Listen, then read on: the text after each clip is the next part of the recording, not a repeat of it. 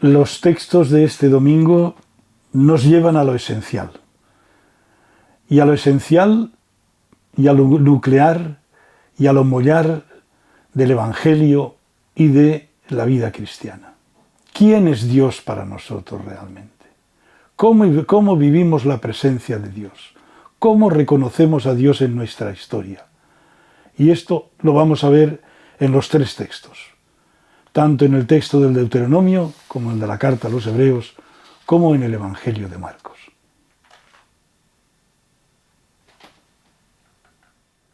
Domingo 31 del tiempo ordinario, ciclo B, 3 de noviembre de 2024.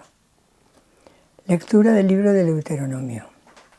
Moisés habló al pueblo diciendo: Teme al Señor tu Dios, tú y tus hijos y tus nietos, y observa sus mandatos y preceptos que yo te mando todos los días de tu vida, a fin de que se prolonguen tus días. Escucha pues, Israel, y esmérate en practicarlos, a fin de que te vaya bien y te multipliquen como te prometió el Señor, Dios de tus padres, en la tierra que emana leche y miel. Escucha, Israel, el Señor es nuestro Dios. El Señor es uno solo. Amarás al Señor tu Dios con todo tu corazón, con toda tu alma y con todas tus fuerzas. Estas palabras que yo te mando hoy estarán en tu corazón. Señor, tú eres mi fortaleza. Yo te amo, Señor.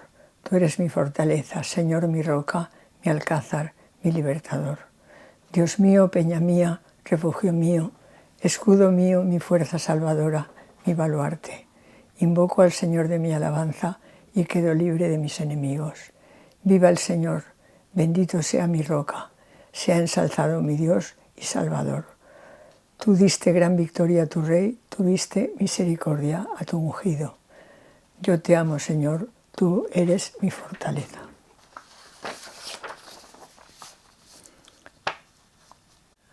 Lectura de la carta a los Hebreos. Hermanos, ha habido multitud de sacerdotes de la anterior alianza, porque la muerte les impedía permanecer. En cambio Jesús, como permanece para siempre, tiene el sacerdocio que no pasa. De aquí que puede salvar definitivamente a los que se acercan a Dios por medio de él, pues vive siempre para interceder a favor de ellos. Y tal convenía que fuese nuestro sumo sacerdote, santo, inocente, sin mancha, separado de los pecadores y encumbrado sobre el cielo.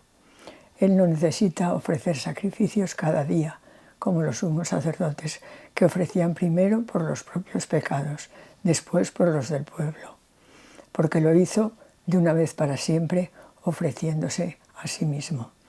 En efecto, la ley la hacemos sumos sacerdotes a hombres llenos de debilidades. En cambio, la palabra del juramento, posterior a la ley, consagra al Hijo perfecto para siempre. Lectura del Santo Evangelio según San Marcos. En aquel tiempo, un escriba se acercó a Jesús y le preguntó: ¿qué mandamiento es el primero de todos?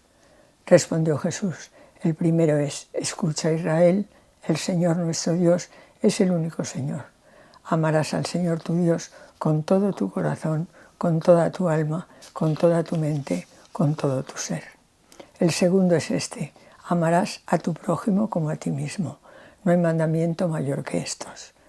El escriba replicó: muy bien, maestro, sin duda tienes razón cuando dices que el Señor es uno solo y no hay otro fuera de él, y que al amarlo con todo el corazón, con todo el entendimiento y con todo el ser, y amar al prójimo como a sí mismo, vale más que todos los holocaustos y sacrificios.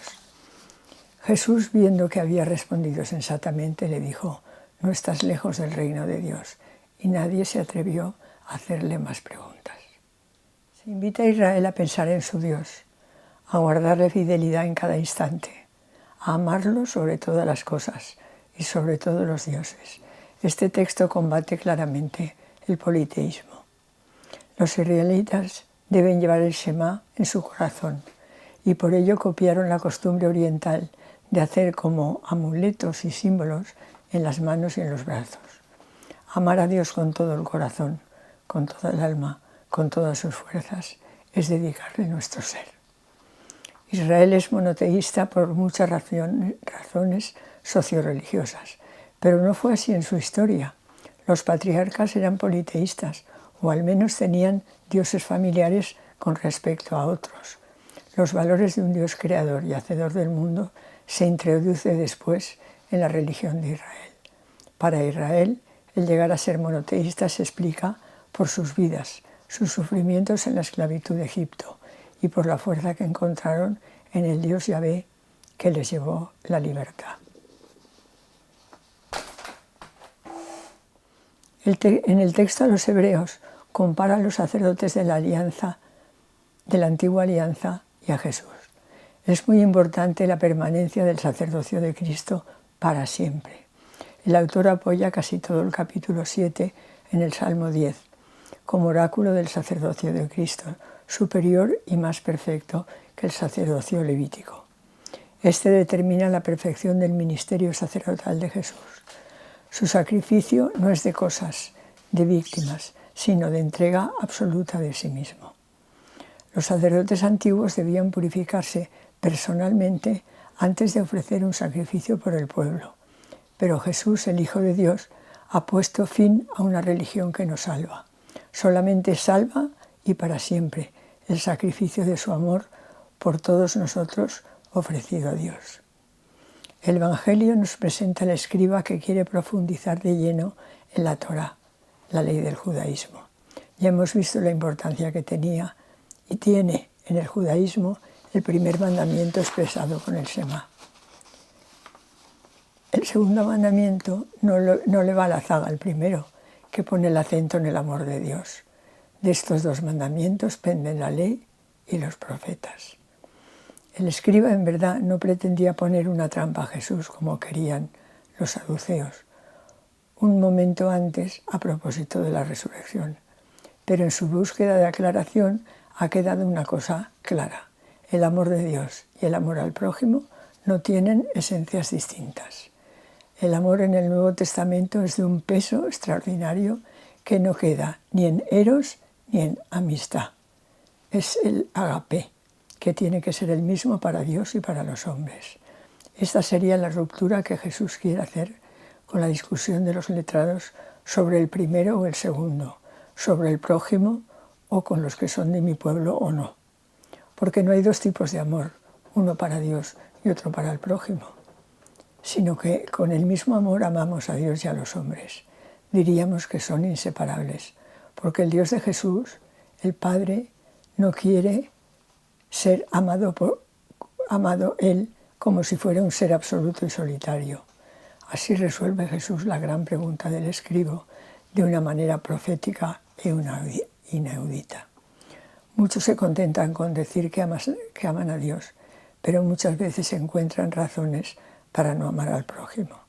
Aquí es donde el Evangelio se hace novedad maravillosa para todos los seguidores de Jesús y para todos los hombres.